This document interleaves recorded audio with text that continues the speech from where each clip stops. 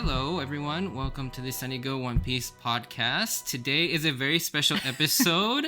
I have a special guest today, my friend Sandra, who will be talking about one of the older movies, One Piece film Gold, which was re-released here in the US. So we got a chance to see it in preparation for the release of film Red.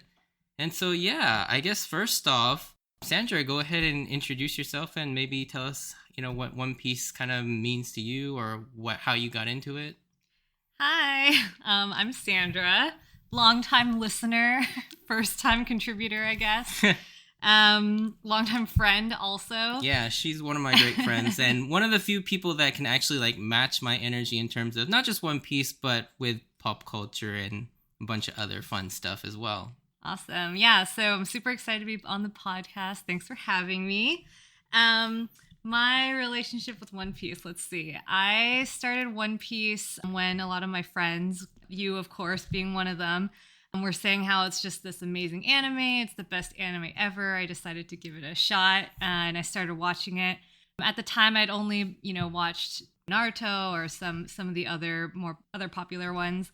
I started watching it and I immediately thought it was really stupid, to be honest. And I did not get what was the appeal. I thought that the, villains were kind of silly, like Buggy's one of the first ones. Yeah, I can see that.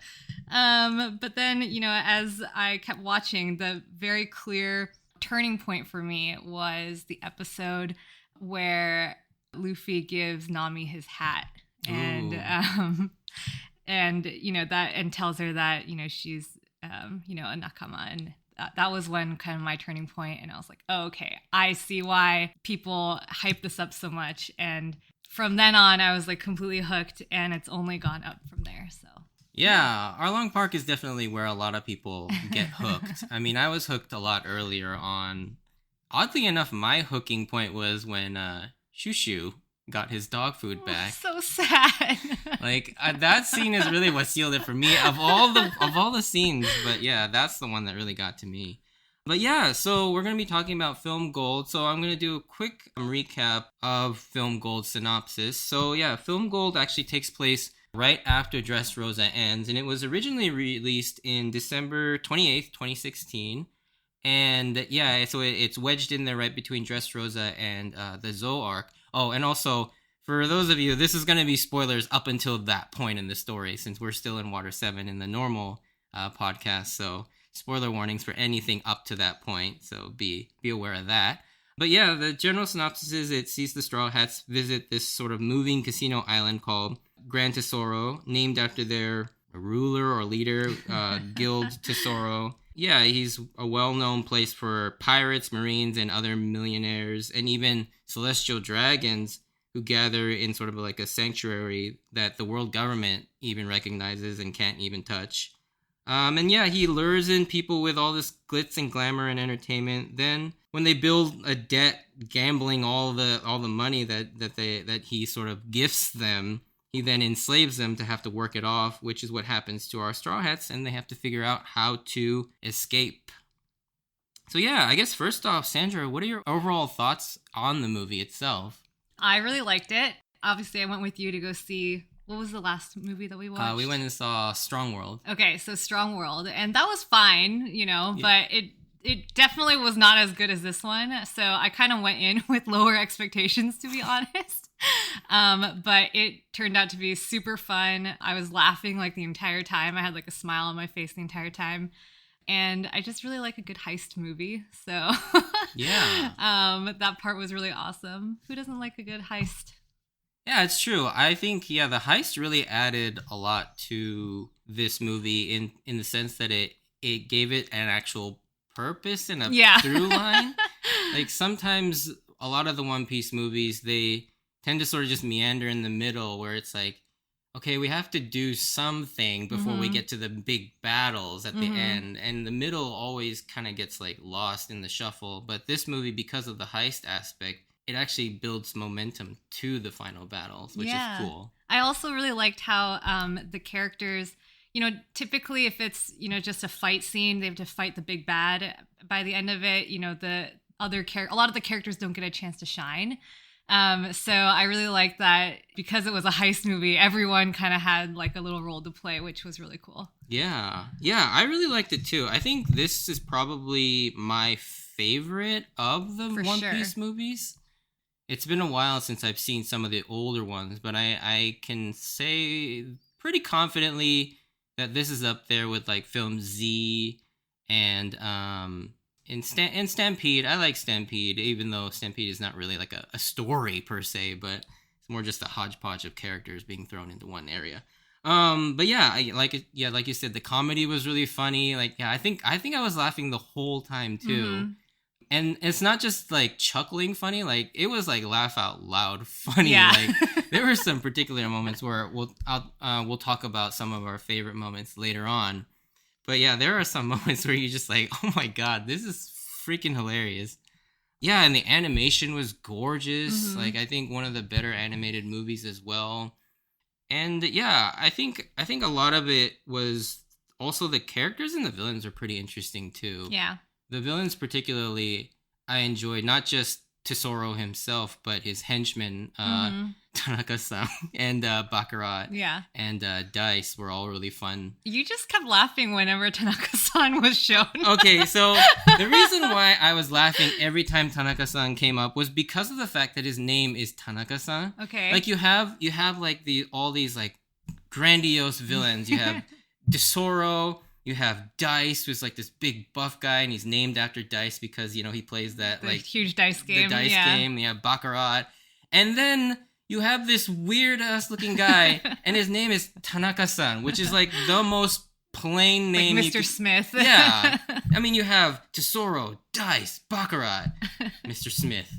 It's just like, and then the fact that they just say it like normally, it just cracked me up every time that anybody called him Tanaka-san. Like, he's just supposed to be this like villainous, like it almost seems like he's the second in command too. Yeah. But he's Tanaka-san. Like, I didn't realize that's what you were laughing at. I thought you were laughing at him because he was just so comically large. He is. Yeah, that was a great gag at the beginning of the movie too. Like, because he looks so small. He looks so small. Yeah, and then when you see him next to somebody, it's just like he's massive. Yeah. Yeah, and so that's kind of why I was laughing at Tanaka-san so much. But yeah, I think because also the pacing was really well. Like I said, like One Piece movies have a tendency to just really die down in the middle act of the movie. Every single time it gets really boring because they don't know what to do. All the characters are like split apart usually, and it's just really boring until you get to the final battles. But this movie, because of how they built up all the villains, the characters, and even the supporting, the supporting cast was all right. I really like the backstory with Nami and Karina. Yeah. It really feels like it could be canon and it could be like, that really happened, and it really informs, both, not just Karina's character, but like Nami's character too. Mm-hmm. Yeah. I did like that little extra added piece that we got with her. And I actually have something to talk about that at the end. But yeah, I guess in terms of your favorite parts of the movie, like what are some of your favorite parts? Okay, I literally made a list here. Oh, nice. I have a top 5 list here, and I'll start from 5 to 1. All right. Okay, so number 5, I had the muscle turtles yes. that were powering the cars, because when they first came out, it was like so absurd and so like random. Like it was just, it just caught me by surprise out of nowhere. Just how they were just super buff and, all in sync, and they're all like showing off their muscles and stuff. That was really funny. And then it unexpectedly became really sad because you realize that they're slaves too. Yeah. And so that was actually, I was like, oh, that's actually really sad. Like when they made that reveal. And just like the car is called Turtle Royce. Yeah. Which is really funny. And then for number 4, I have Robin when they meet Dice for the first time, and then he's showing them like this ultimate game that they play, like the ultimate gamble, and it's this big whole thing where he like is throwing the dice and catching them in this huge cup, and then he has this axe, and everyone's like, oh my god, he's gonna split it open with an axe, and then like he doesn't and just like reveals it or something. Oh, yeah. And then I mean that in itself was hilarious, but then Robin's response is just like, none of that made sense. Like in just complete deadpan. Yeah. That part was great. What purpose did the axe serve? I forgot who said that. Was that Robin who said that, or was Usopp who said that? Someone was like, "Oh my god, he's gonna split it with the axe. It's so cool." And then he just like, I don't remember. Yeah, it's like I forgot who, but somebody besides Robin said, the axe has no meaning to this. That was great. But yeah, just classic Robin humor, which is really funny. Always really funny. For number 3, I have Usopp Dash, when like all hope seems to be lost, and he's like, I have one final trick up my sleeve. Yes. Usopp Dash, and then he just like runs off, and then that gag is just like, oh, that's funny. Classic Usopp. But then what I love even more is like he comes back and there's a reason why he ran off. Yes. Yeah. That's actually one of my favorite moments too. It is Usopp coming back and how he beats Baccarat. Yes. Was so unexpected and so genius. So unexpected. I wrote down genius right here. Oh. Yeah, because I mean, for one, it showcases Usopp's like insane accuracy to shoot a bag with a slot machine in it, so the coin goes into the bag, and then into the slot machine, and then it gets the quadruple sevens to get the jackpot. I'm just like, to use up all the luck. Yeah, so genius. This is so brilliant. So apparently, the reason why I think that whole sequence works so well is because the story goes is the original director who actually oversaw the movie, Oda didn't like the ending, the last 10 minutes of the movie, so he actually drew like storyboards for the final 10 minutes of the movie. And I think that's one of the reasons why that joke part works so well. Is because I'm pretty sure that was Oda's idea. Yeah. It makes sense because it's so amazingly cool, funny, and like just genius. Mm-hmm. So funny. And then I feel like the last 2 will probably have the same top moments, but number 2 for me was the banana peels. Yes. Which is like so stupid, but like the funniest thing. And they did it like, I don't know how many times. I think it was at least 4 times. Yeah, and every time it was just like funnier and funnier. Like everyone in the theater was laughing. Yeah. It was so good. I love the banana joke because like the first time I was like, oh, that's pretty funny. Yeah. Like the fruit's ability must be like, oh, maybe the banana was just there and now Luffy slipped on it. Yeah. But then as the movie progressed, it's like, why the hell would there be a banana here? So the fruit's ability is actually to like materialize a banana peel so that they actually slip on it, which made it even funnier. I was like, this is so absurd. And it's just so funny though. And they narrate it every single time. Like, banana, banana. That was great. And then I'm sure we have the same number 1, which is the celestial dragons. Yeah, that scene was awesome. Oh my god. I was not expecting that at all. Like, did you know that would happen? No. Oh, okay. I didn't know if there had been like stills images of it or anything beforehand, but like, no, that was hilarious. So funny. Yeah, I love that scene. Well, because like I wondered why they were showing the celestial dragons at all. Yeah. I know there was part of the subplot with Lucci and all of that, but at the same time, it's like, that's weird that they're there. I was like, are they gonna pose like an actual threat like they do in the series? But no, not really. It's just used for a gag. So funny. The way they all dress up and Usopp in the celestial dragon and how he like imitates the head jerking. It's so funny. And then they had, like, Chopper was like a panda bear, or like, right? They, like, he went into his reindeer form, and he have his like snout sticking out of like a panda mascot. It was very funny. Oh yeah. Also, can I just say I think Nami looks great as a celestial dragon. Yeah, she does look pretty good at that. I think that's pretty much all of mine too. Okay. Yeah, like the celestial dragons. Anytime Tanaka-san was on screen and he was referred as Tanaka-san, like that killed me every single time. I know. That's really funny. And then, actually those were pretty much all of it. Yeah, the entire heist sequence was actually really fun too. Mm-hmm. Like with Brook not being recognized by the laser Denden Mushis, like because he's not actually flesh, and so they like all the lasers go on him. He's like, nothing happened. He's like offended per usual.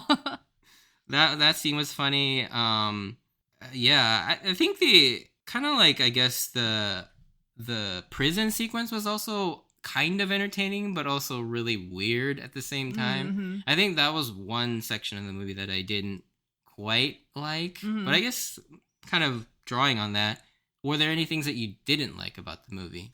I think the main one for me, I don't know if it was I didn't like it, but I was very confused why Spandam was there. Yeah. Like that, I was just like, what was the purpose of him in the whole movie? It was kind of like, oh, cool, like cameo. But other than that, like I was still confused why he was in the part of the plot. Yeah, that really confused me too, because that whole subplot almost served no purpose in the movie whatsoever. You could have cut everything with Sabo, Lucci, Spandam. Oh yeah, see, I forgot Sabo was in the movie. Yeah, you could cut all of that out, Yeah. and it would not change the movie at all, and probably would have made it better. Yeah.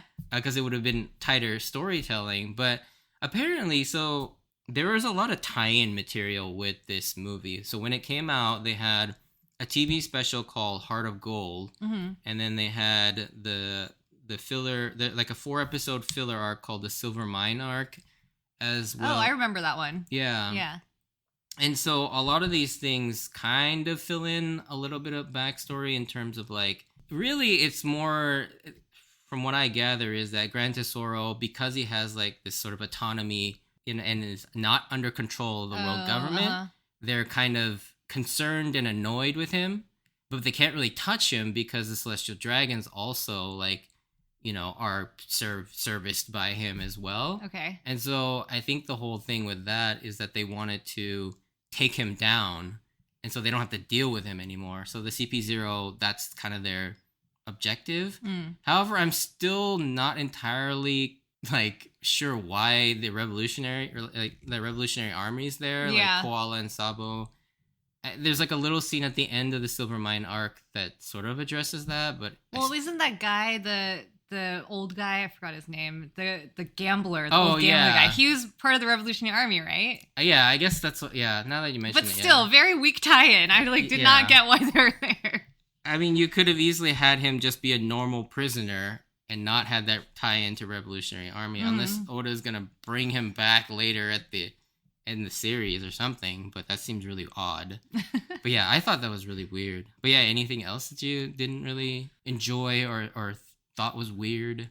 Not really. I liked all of it. I can't. I have an honorable mention for something that I liked. Oh yeah, go ahead. Which was the costumes. Yeah.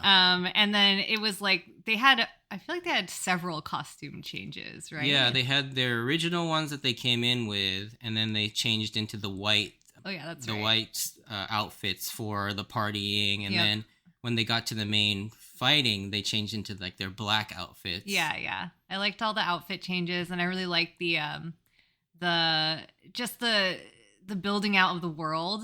Really fun. Also, I went into this not knowing at all what it was going to be. So at the very beginning scene, I was like, oh, this looks very Vegas-y. And I was like, oh, wait, this is intentional. Yeah. But yes, very Vegas-y, which I enjoyed. Yeah, this was actually a movie that I hadn't seen when it originally came out, unlike some of the other One Piece. I don't know why I didn't watch this movie when it came out. So I came into this movie pretty blind as well, and I had only seen the trailers. I even somehow managed to avoid spoilers or anything, which was miraculous considering how much One Piece material I consume on a daily basis. No, like GIFs or anything? Nothing. Wow. Yeah. I didn't really see anything. And yeah, I was pleasantly surprised at the world building too. Like, I mean, I guess I shouldn't be surprised when it comes to One Piece and world building, but yeah, the island was well realized. Like all the architecture, the way the island flows together is really well done, and how all the different systems play into each other. Yeah, I love the backstories too, like of the main guy, Gran Tesoro, Tesoro. Yeah, of how how he came from being very poor and surrounded by wealth, and him morphing him into like this person that is all about money and power because that's what he saw as a young boy. And then I also liked all the like the little kids, and like there was just a surprising amount of like backstory that was put into like a movie, like a short movie. Like I feel like it had all the elements of like a normal arc would have. Yeah, I like that too. Although I wish this is kind of half part things I like and half flaw. Mm-hmm. But I kind of wish that they actually expanded a little bit more on those things. Cause I think they could have, like I said, they could have just taken out all the CP0 and Revolutionary Army stuff and it focused a little more on building up Tesoro and the slaves trapped on the island. That's a good point. Their backstories a little bit more because like Tesoro's, that's fine. Like give him motivation, give him a backstory. I think they did an okay amount. I think it would have been better if they had more, but they had enough. Mm-hmm. But with the kids and the slaves, I feel like I didn't really care. Sad. Like you didn't care about the muscle turtles who are being. I mean, I care. Like I was sympathetic, but at the same time, I wasn't attached to them. Sure. Like I would in a normal One Piece arc. Obviously, I can't expect that amount of development in a 2-hour movie as opposed to like 50-hour like series. Yeah. But it's like I wanted to be a little bit more attached. Like they did a good job of that with Karina. Mm-hmm. Because she had a lot more screen time. But, like, the kids had, like, 2 scenes? One at the very beginning where they're trying to sell them flowers, and one at the middle where the Tesoro's, like, henchmen are beating up on the Well, the shop it owner. shows them being inspired by seeing Luffy stand up to someone with wealth, That was cool. Yeah, I guess. Yeah, I mean, I could have used more, too, though. I see what you're saying. Yeah, I mean, I get what they were going for, yeah. and it's like a staple of One Piece to care about the actual like reactions of the common people. Mm-hmm. But I just wasn't attached like I would have been like with people from Alabasta or the citizens of our Kokoyashi village or anything like that. But anyways, that's a nitpick. I think another nitpick that I had about the movie was the fact that Zoro was sidelined. Oh, yeah. The majority of the movie. Like, my favorite character. Yeah, same. Mine too. Yeah, and I was just like, okay, so Zoro's just gone. Yes. Yep. You see in the first 10 minutes and the last 10 minutes in the movie, and he has, like, one scene where he's talking to Zoro. Yeah. And it's just like, crap, Zoro's just gone. Yeah. But do you think that helped add to, like, the rest of the characters having to kind of step up and be like, because they can't rely on like Monster Trio, right? So it's like it kind of helped the heist plot a little bit. Or do you think, I guess it could have been done with Zoro too, though. I think, I mean, if you had Sanji, it's not really going to make a difference whether you have Zoro and Sanji. I guess it does add a lot more power, but I understand why they had to do that. Mm. But at the same time, it's like, it sucks. Like they did a lot more with... Speaking of Strong World, they did a lot more with separating Nami out from the rest of the crew, and still gave her a lot to do in that movie. Mm-hmm. Whereas Zoro was literally just stuck doing nothing for the majority of the movie, which really, I mean, it doesn't hurt the movie overall. It just sucks for me as a fan, personally. As a fan of Zoro. Me too. Oh, another honorable mention, I guess, was at the beginning when they showed Zoro with his shirt off. I was like, yes, give me more of this outfit. That's it's funny. That's actually one of my other like flaw or things I didn't like about the movie was just the amount of gross fan service. Like, I mean, granted, it was fan service on both sides, but we don't get enough Zoro fan service, to be honest. Yeah, and that's fine. Like seeing shirtless Luffy, Sanji, Frankie, Zoro is okay, but man, just the sheer amount of fan service with Nami, Robin, Karina, Baccarat, like some shots were literally just their boobs bouncing. Like the camera was just so focused on their boobs or their ass, and it's just like, really? Is it bad that I didn't notice that? I don't know if it's bad that you didn't notice that. I feel like it's so... there's so much in, like, the anime now. There is a lot in the anime. I almost felt like their outfits were, like... tamer, yeah, than the actual anime. So to me, I was like, oh, the girls didn't seem to have as much fan service. Maybe I wasn't paying attention. Maybe I was too focused on Zoro. Maybe, but... I mean, it is pretty much like a standard of One Piece at this point in the series, just because of the way the character designs are done and how, Oda decides to, do their costumes or Yeah. their wardrobes, and it's just I really don't like it. I know.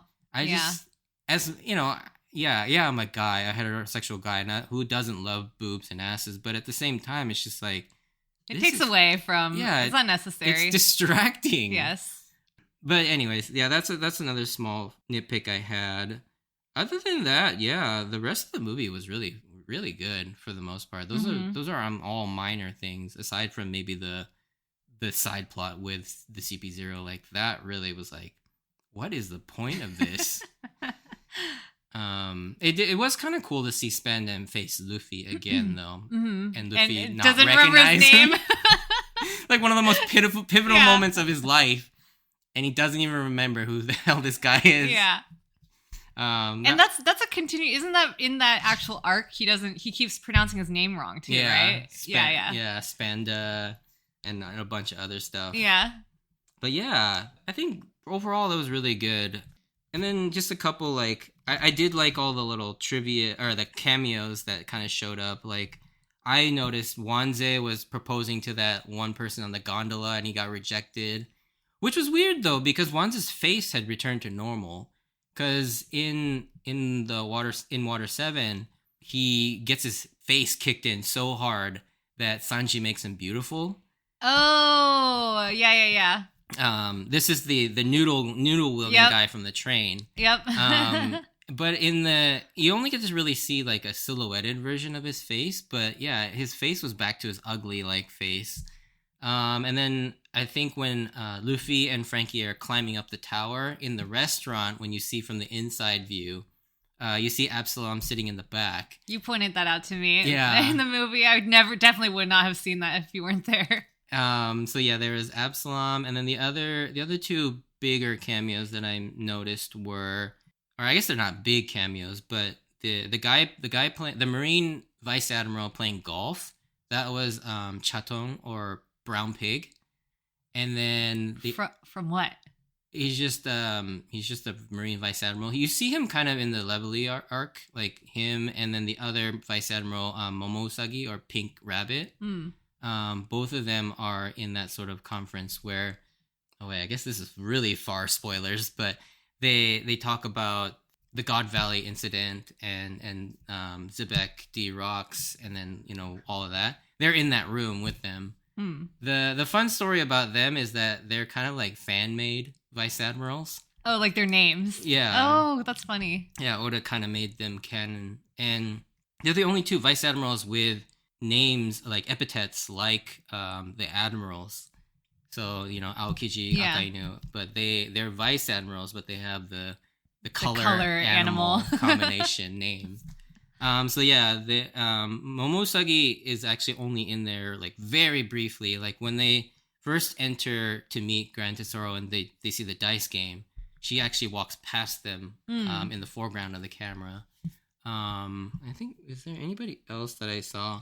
So I looked it up later. Apparently, there was a couple other people like Gedatsu were somewhere in the crowd as well. But I didn't see them. But those are the four main ones that I saw. You pointed out Panda Man to me, too. Oh, yeah. Panda Man was in there as well. Obviously, he's got to make an appearance. Uh-huh. Is he in all the movies? Probably. I don't know that I've found him in every movie. I know I've seen him in at least half of them. Like, I've noticed him in half of them because I'm always trying to find Panda Man. So, yeah, obviously, he makes an appearance. But, yeah, I think overall, I guess, what would you rate it out of 10? Oh, that's a good question. I think I'd give it a 9. 9, wow. Yeah, I really enjoyed it. It was really fun. Lots of laugh out loud moments. It was cool watching it in a theater because everyone else was also laughing, like interacting and with the movie. So that was really cool. 9. Really, really good time. Nice. Yeah, I'm gonna probably give it an 8 out of 10. Although this is based on like anime movies. If I was gonna rate it as like a real movie, it'd probably be a lot lower. But yeah. How dare you? I don't know. I mean, it's not like a cinematic masterpiece or anything. What's like one of the best anime movies? Like, not tied to a series or just anime movies in general? Tied to a series. Tied to a series. Best anime movie. Wow, that's hard. Honestly, and many people probably won't know these movies, but I think the early Detective Conan movies are really good. Hmm. Like Detective Conan makes for some really good movies because it's based on mysteries, and so you can actually fit all of that into a movie. Uh-huh. And the fact that like because it's a movie, they can actually get a little bit more gruesome with the murders as well than they can with the manga or even the anime. And so I really like the Detective Conan, particularly movie 4 and 5 are really good if I remember correctly. But yeah, those are completely different genre, different things. But I mean, if we're going outside of series, there's a bunch of obviously the Studio Ghibli movies and anything Makoto Shinkai has done, like Your Name and all that. Those are really awesome. But yeah, I think Detective Conan movies are really good anime tie-in movies. Okay. So are you basing your 8 on the scale that includes the non-series animes or? I'm basing these just on tie-in movies. Okay. Yeah. If this were to go up against like Spirited Away or Princess Mononoke, they're not even a contest. Like obviously those are like 9, 10 out of 10s, and then that would then drop this movie probably down to like a 6. Fair. I'm basing this off of my very limited. I'm like, yeah, 9. I enjoyed it. Yeah, but as far as like anime movie tie-ins, like this is definitely one of the better ones I've seen, by far. So yeah. Alrighty, well, thank you, Sandra, for joining me. Thanks for having me. Yeah, hopefully we'll get to go see One Piece Film Red when it comes out here in the U.S. because I really want to see that in the theaters. So maybe I'll have you back on for when we do see Film Red. Woohoo! Alrighty, thank you very much. So yeah, there was our review and recap of One Piece Film Gold. I hope you enjoyed that, and thank you again to Sandra for joining me for doing that. And yeah, if you did enjoy this, send me a like or comment, and if you want to join me on this journey of rewatching One Piece, please consider subscribing. And check out my Instagram and Twitter at SunnyGoPodcast for updates of new episodes, as well as some random pictures of my manga collection. And as always, I wanted to thank you for taking the time to listen to my podcast. Stay safe out there, and I hope to see you on the next episode, which will return to form with recap episodes as we pick up where we left off with the NES lobby stuff. So yeah, I'll see you next time. Bye.